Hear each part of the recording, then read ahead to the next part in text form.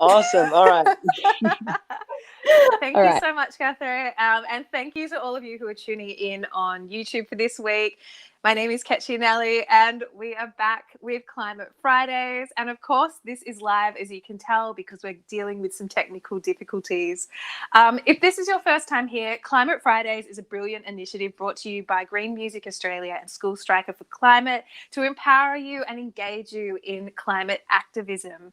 Before we begin, I'm speaking to you from Nam and would like to pay my respects to the Boonwurrung and the Wurundjeri Woiwurrung people of the Kulin Nations. And on behalf of Climate Fridays, we acknowledge the traditional owners of the land in which we all live and work and recognise their continuing connection to land, water and culture. We pay our respects to elders past, present and emerging, and acknowledge that this land always was never ceded and always was and always will be Aboriginal land. Hope you're doing well on this Friday. It's a really interesting time. In two sleeps, we'll be entering into NAIDOC week, and we're going to be talking about that a little bit more. But before that, we will be having an amazing performance brought to you by Ella Hooper.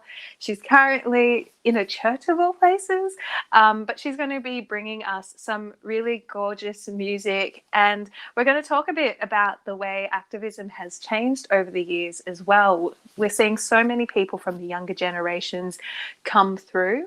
And it's really amazing to see that change that's happening from the generations who will probably live long enough to see those effects of climate activism and all the efforts that we're putting into maintaining this land, which we really love. We'll also be talking to a school striker for climate, of course, this week, who has not only been a part of this cool movement, but has finished Year 12, which is really exciting. So things to really engage with and celebrate, as well as Tamika Sadler from Seed Mob, an amazing organisation, youth-driven, and really active in bringing the power back to First Nations people and the true custodians of this land, who have kept this land green and lush for centuries as the oldest living as the oldest living community of people. We're going to do something a little bit different this week. We're going to be chatting first and listening to music later. So I would like to introduce and congratulate Guthrie Taylor Johnson, school striker for climate, and invite him in for the chat. How are you going? Hello. Yeah. Thank you so much for Yeah. letting us know that we were live streaming. I think we would have just been Yeah. stuck in a random conversation. But this is also That goes to our number one fan, Kayla Hill. Let me know on Instagram you've been live for 15 minutes, and yeah. it's a bit of a panic, but we'll roll with it. So you've just finished high school. You're about to enter into the Yeah. next phase of life. I wanted to ask you before we get things rolling, like, what was your first step into activism, and why is activism really important to you, especially around the Australian environment? I mean, it depends. But my first sort of experience with activism, it depends on how you define it, because I've always sort of been raised in an environment that's had a lot of politics involved in it, a lot of discussion on rights, on freedom, on activism. My father works in the union, and my mother's a writer, so there's a lot of discussion on social issues as well. And I've been to I went to Stop Adani rallies before it was A where was hashtag. it? I think I went to in Australia we used to have Equinor that wanted to drill in the Bight. And before they were Equinor, they were Statoil. So I go back a fairly long ways for someone who only got involved in school strike climate um, early last year, really. Yeah. And yeah, since then I've been involved with a lot of different projects on the side. In South Australia, we're working on a campaign right now to try to discredit Santos, which is a gas company. Obviously, gas can be as bad as coal, and it's not the sort of future that we want when it comes to energy generation and exports. So I've been working on that, but I've been sort of working in the space for a while now, just little bits at a time, until I really took off at the beginning of year 11, at the beginning of 2019. I guess the reason why activism was so important for me is because for me, I'm quite a privileged person. I live in a good area. I'm fairly well off compared to some. I don't see the extent of climate change. I'm not on the front lines like others, and I don't have to deal with racism, sexism, or homophobia to the same extent as a lot of people would. So for me, activism allows me to use my privilege and my voice and give it to people who have a lot more to say and a lot more right to say, because they are often more oppressed in this space, not in the Mm-hmm. activist space, but just in society in general. So being able to connect, communicate, and elevate the voices of these people has been an incredibly inspiring and motivating, just it's been a drive for me. It's been amazing to work with these people and to hear from them, and let them take over the mic. Yeah, and speaking of taking over the mic, Tamika Sadler from Seed Mob is also joining us. Tamika, it's so great to have you back for this new season of Climate Fridays. Um, this in 2 sleeps, really, we're going to be going into NAIDOC Week, and the theme for NAIDOC Week this year is always was, always will be. And I wanted to ask you what that means for you, and what the initiative of NAIDOC means for you as well. Yeah, definitely. And thank you for having me on as well. Before I do, keep going as well, want to acknowledge, all the mob that are out there listening, to Climate Fridays, and acknowledge the land that I'm on as well, the Gubbi Gubbi and Kabi Kabi people. So yeah, NAIDOC is coming up in 2 days, less than 2 days it feels like. So it's, the Black Christmas for Aboriginal and Torres Strait Islander communities. Excuse my son in the background as well. He's just trying to reach for a boo, a quick top up, but that's okay. Gotta do these things on the run anyway. But I think this year's theme always was, always will be is. And I think we've lost Tamika. I don't know what's going on with this audio this week. Real big apologies. Is that my cue to come back? There we go. You're back, Tamika. Sorry. Yeah. Awesome. So yeah, this year's theme always was, always will be, is such an important theme, especially in the current climate that we are in. In 2020, we've got climate change happening at a rapid rate. First Nations people and Aboriginal and Torres Strait Islander communities are first and worst impacted. And, I think by having this year's theme really reflect that, we are all standing and living on Aboriginal land and or Torres Strait Islander, land. It's really important to be able to take a step back and really, understand how our mob has been looking after country for over 60,000 years. And, now we're in 2020 and our world is dying at a rapid rate. And, it's so sad and disheartening, because what's the future going to look like for the next generation, and how are they going to be able to practice their culture as well? Yeah. It's pretty amazing, just like looking now at the way, especially like with School Striker and younger generations. One of the big things and push of NAIDOC Week was to encourage people like colonizers of this land to understand the true history of First Nations. And even just reading about some things recently, it's only been recent that in schools that they've taught the true history of this land and haven't begun the story of Australia from when Europeans have settled it. How does it feel now for you seeing School Striker for Climate, for example, with lots of young Australians and non-Indigenous people wanting to be allies and seeing the debt they owe as like allies to First Nations people? Yeah, definitely. I think this. Yeah. Sorry. No, it's all good. This is having a over spread of all things. But I think it's so important that we've got the mob from School Strike for Climate that are really, you know, backing, you know, Seed Mob and other Indigenous-led organisations around, you know, environmental campaigning. And, you know, I think as well we've seen this year the uproar of Black Lives Matter and the power of social media. And I think it's so important that, you know, we have our allies backing us all the way and that they're, you know, walking with us during these confronting times, because, you know, with the government that we do have at the moment as well, you know, it's really, I guess, what's the word? You know, just you can never predict what's going to happen in the future. And, you know, like a year from now, who knows what is going to happen to our country, and, you know, how we're going to continue to sustain it with the current technologies that we do have as well. Yeah, definitely like an interesting point. And we're at a really interesting time politically. And I know I said I probably wasn't going to bring this up, but what's happening in America is quite scary at the moment. And it has kind of brought forth a lot of what happened in America, kind of brought forth a lot of Black Lives Matter to light.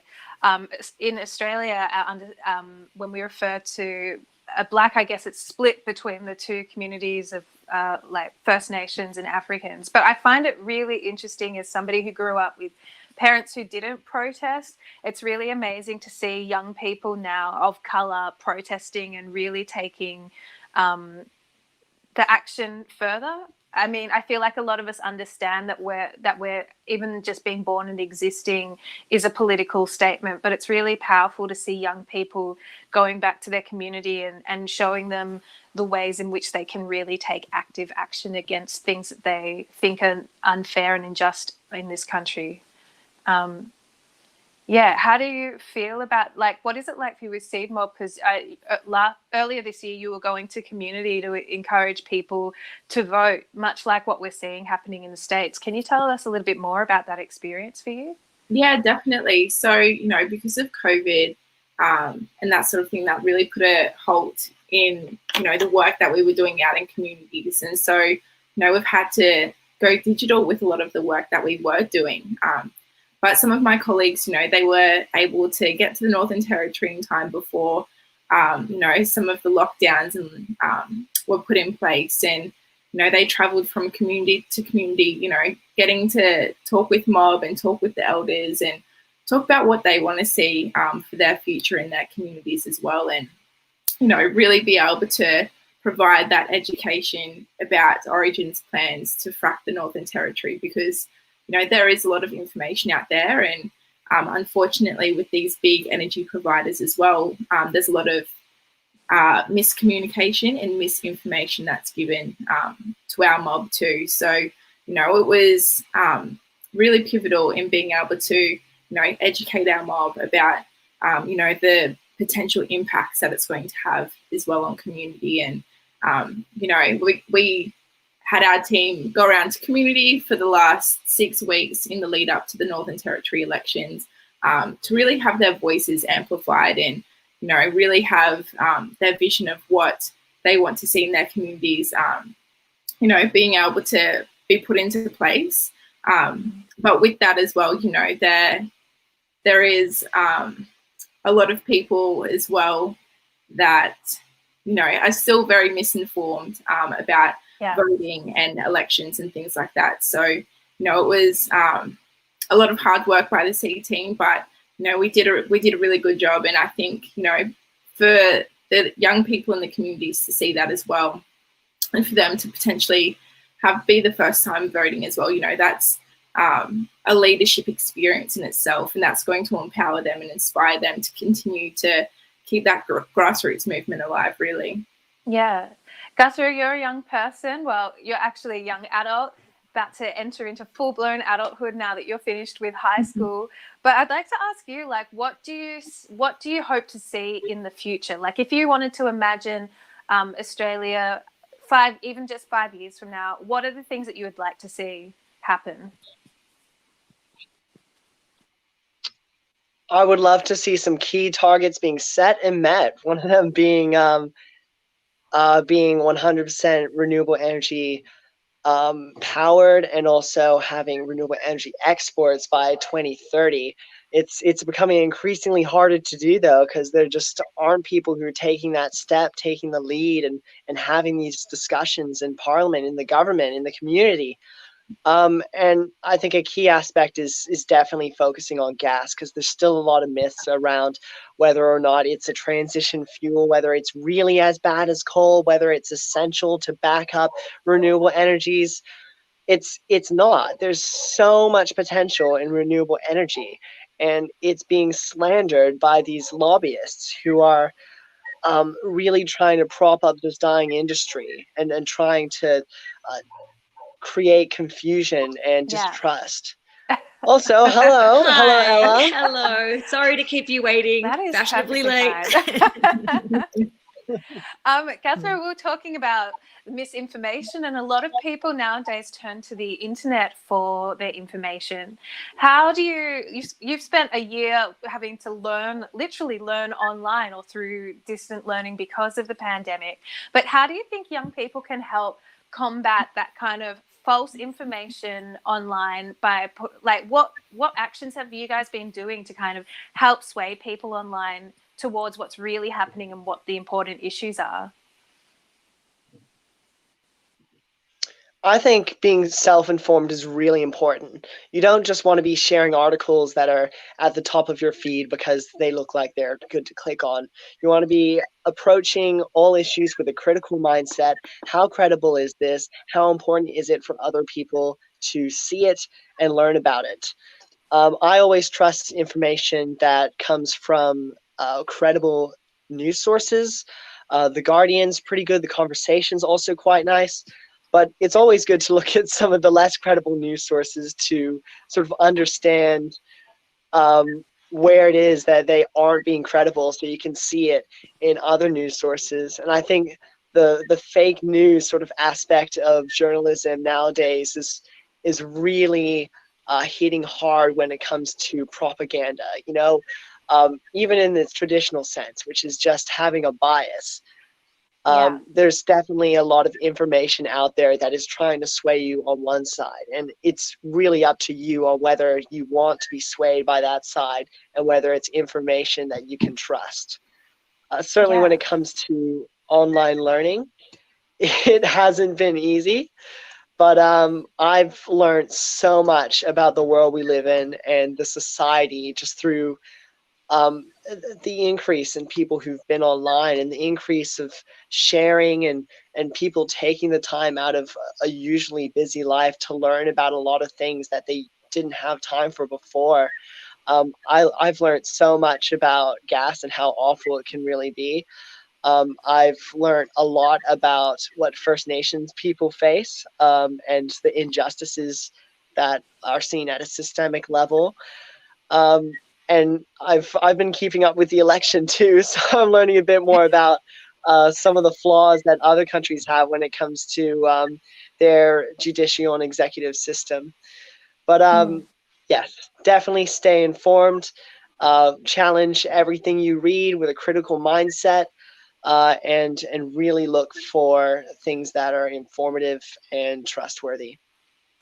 Yeah, and talking about like that legacy of trustworthiness, Tamika, something that you brought up is First Nations people have been practicing the way of the land for, I know that we acknowledge that 65,000 plus years of being on the land, but I think more recent years it's come to show like hundreds of thousands of years that First Nations have been caring for the land in which we live on, and the techniques that they're using have also been highlighted, especially through the book Dark Emu that came out a couple of years back.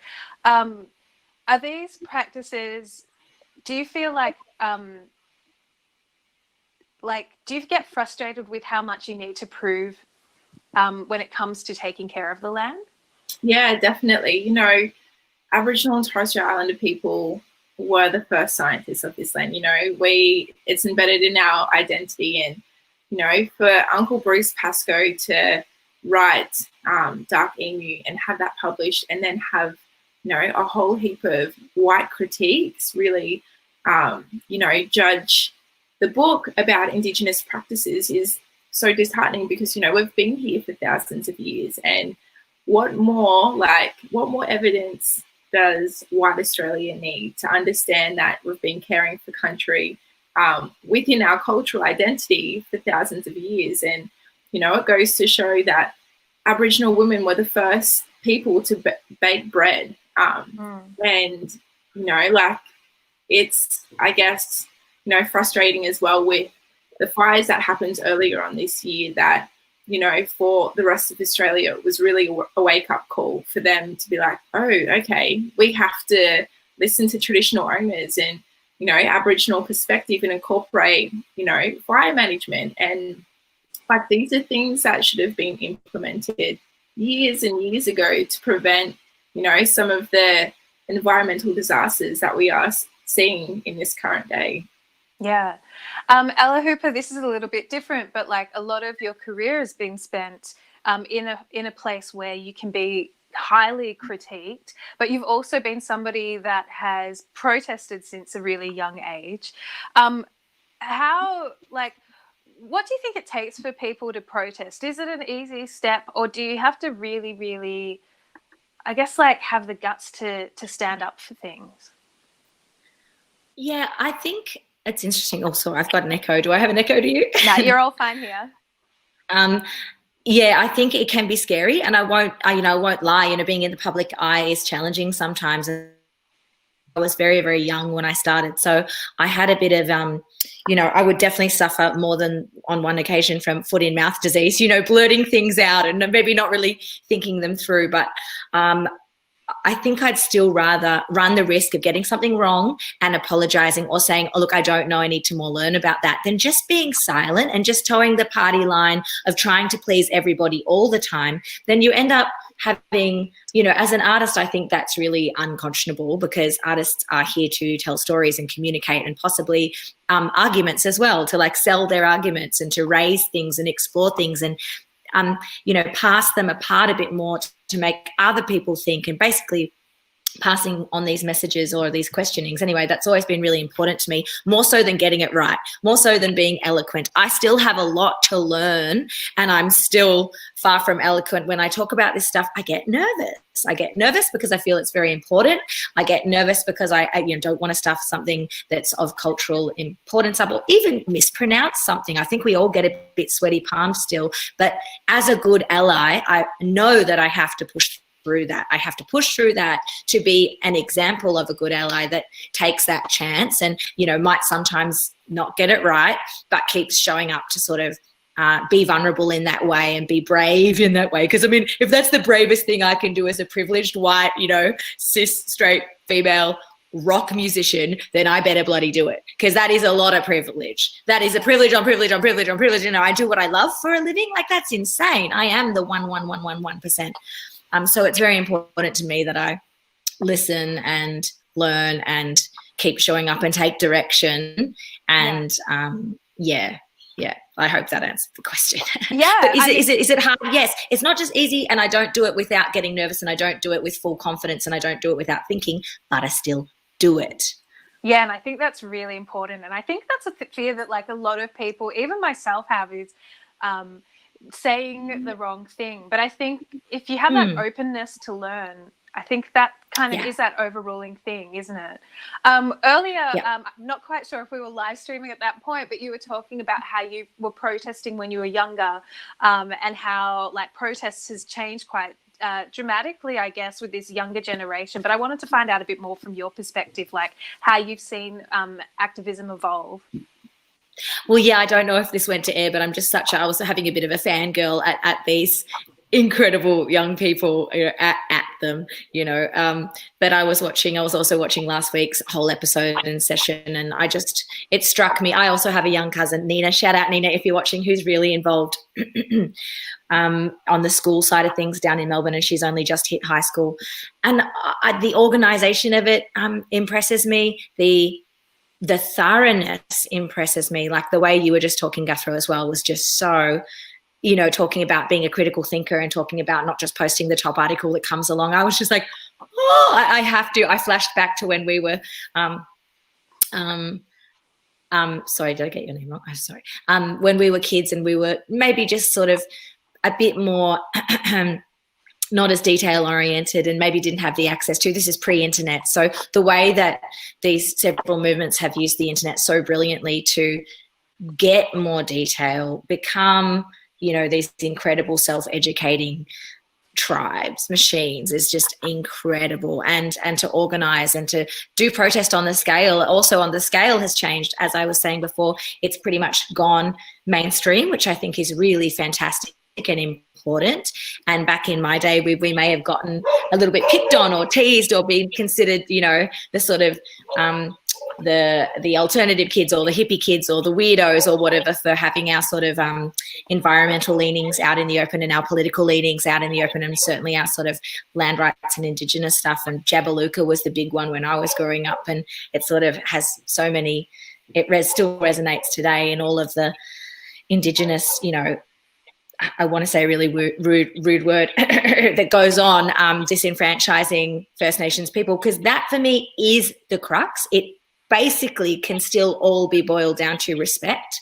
And if we are not respecting First Nations people and their, as we said, like eons of wisdom and practice and the first scientists, I mean, that is it's just a respect issue, because why wouldn't we turn our heads and, I just think it was a terrible habit in white Western culture of being such know-it-alls, but we're actually such Johnny-come-latelys. We're just like, oh, we're new on the scene, but we're the authority. It's like, no, you're not. Like, that is just such a flawed perspective to think and always assume that these people that are unfortunately running our societies, running our, country in a legal way, shall we say, currently proclaim themselves to be the authority without a shadow of a doubt, when they're clearly not. We actually have all the proof and evidence we need to completely say you are not the authority. These people have incredible knowledge, and I know that I'm rambling here, but like cultural burning is one example where it's just gobsmacking. I come from a country area, I'm here in the country right now, where the CFA is like the cornerstone of the community, because fires are very real. I've grown up with bushfires. I grew up in a forest. Like, the fire would completely take out our house if, we did get one very, very close one time. But so, yeah, I know it's touched everybody this year and last year more than any time before, but it's something I've also grown up with. Bushfires are very real and very scary when you live in a log cabin in the bush. But to think that, the CFA, who are such a big part of our community, my mum's partner actually was the captain of the CFA here for a year, if they could just, go and reach out to local mob and say, okay, teach us about cultural burning and learn, just take the learner's role, be respectful, drop the knee, drop the hat and say, you guys have, there's an opportunity there. And I mean, I don't know where that stands with always making it Indigenous people's job to educate us, and how stupid that is and tiring that is. And we should be asking for that in a way that, benefits them as well. But yeah, there's just so many opportunities. And if I can sum up this diatribe, it's about respect, and we need to get on the respect train and the advice. Yeah. I think you're 100% right, and I feel like we're all feeling, I can see heads nodding between the rest of us here. We are kind of reaching the end of the conversation, and I was just wondering, Guthrie, is there anything that you would like to leave us with before Ella Hooper jumps into her performance as a school striker? Look, you guys have said some amazing stuff that I couldn't disagree with if I tried. You're both amazing speakers. You're both full of passion, and you're both just really connecting, I think, with the people who are watching here, because you're connecting with me. And there's a lot that you've said that I feel I wouldn't be able to add on. But I guess hope is just the rhetoric that we need to keep in mind going forward with anything. Nothing's going to change if we all give up. So we have to have hope. We have to have hope that American situation is going to get a lot better.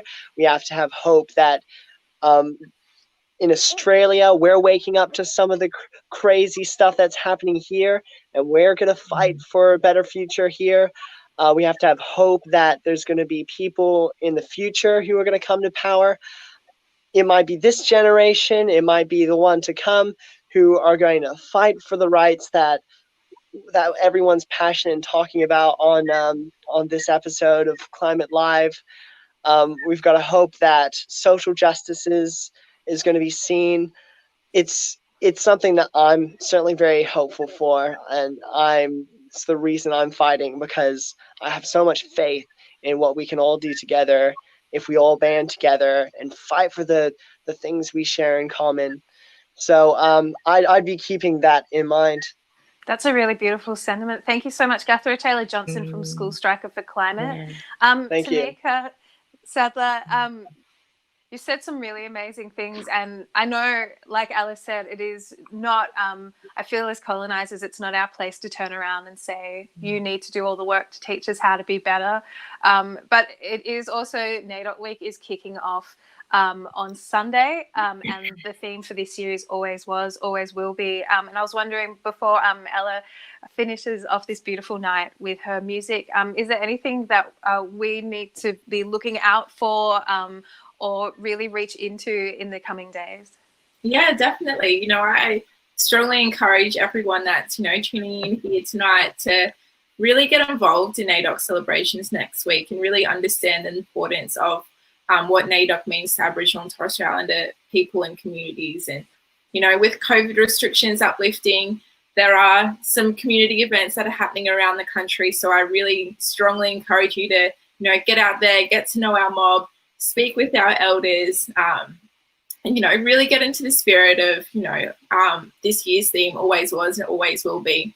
As well, on top of that, we've got Christmas coming around the corner, and, I think it's so important that, our allies not just showing up to protest and, being the voice to guide up, to help us, push through the fire, but it's so important that, we're supporting a Black economy as well, that, Aboriginal and Torres Strait Islander businesses are starting to really amplify in this space around Australia. And, if that's one thing I can really encourage is, during NAIDOC week as well, really be proud of our history and our culture. And, I do urge you guys to really support Aboriginal and Torres Strait Islander businesses and clothing and wear those things with pride as well.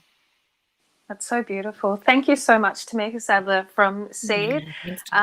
It's been a really beautiful chat, and we made it through all the technical issues of this Friday.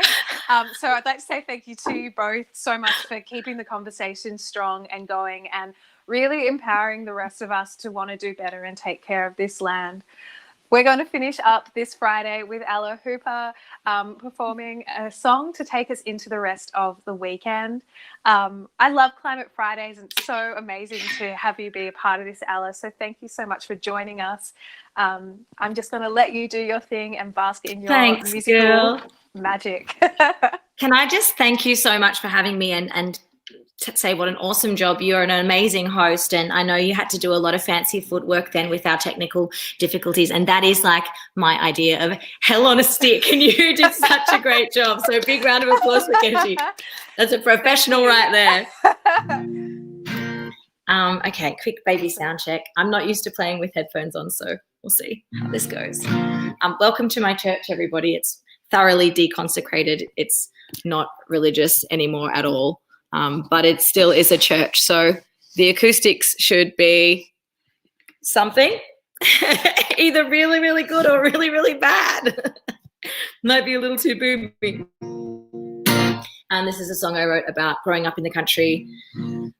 It's kind of a country tune, as lots of my new songs are, because I'm owning and claiming my country roots. And this song is actually about this very building and the fact that in our little town, in Violet Town, we fly the rainbow flag and the Indigenous flag at the cop shop and the Australian flag, just to keep everybody happy. But little towns aren't always what you expect. Sometimes they can be very inclusive. And on this new record, I've got a lot of elders of mine and friends and people from all different who identify in all sorts of different ways.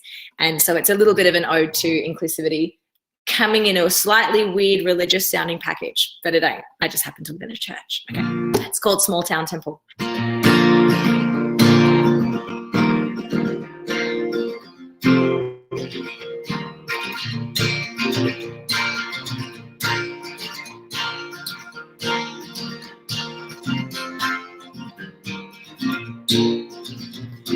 the small town temple where I come from is held together by feel and pain.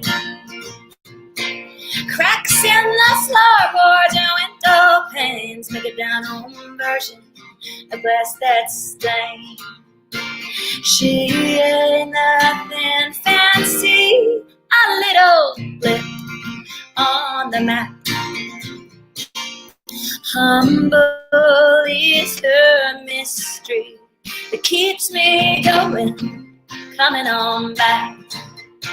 I calibrate my compass to her siren song, and it keeps me rooted to the ground. No matter where I go, I know where I come from. This village on the outskirts of town, where I feel a magic, the granite's buzzing, swaying gums, honeysuckle hanging in the town where I come from. Church of no religion, where all are welcome, all are one. This elegy far-reaching to the small town temple where I belong.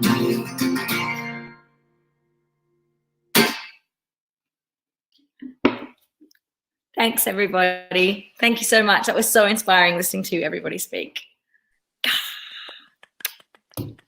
That was amazing. Yeah. I don't know if you can hear me screaming, yes, down the mic, but get on those backing vocals. I need you on those backing vocals. Next time. I will be there in a heartbeat. Thank you so much. I heard you singing Thirsty Merc at the start of the show when you thought no one could hear. And it was my secret's out. We all love a bit of Thirsty Merc. Thank you so much, Ella, for being a part of this beautiful initiative by Green Music Australia and School Striker for Climate, and also for Seed Mob for bringing so much knowledge and love and enthusiasm to this event. I keep saying event because I feel like everyone's privately in my lounge room having a chat, playing some music, having a great time on this beautiful Climate Fridays. Looking forward to the new album. That song was absolutely gorgeous. And I really love that out of this conversation that the two really big key things that came out, as you noted, it really does come down to respect. And I think the thing that fuels us the most is the hope for a bigger and a brighter future. So let's say on behalf of Ella and myself and everyone that joined us tonight, Guthrie Taylor-Johnson and Tamika Sadler from Seed Mob, thank you so much for tuning in, and we can't wait to be back next week for Climate Fridays. Have a beautiful week.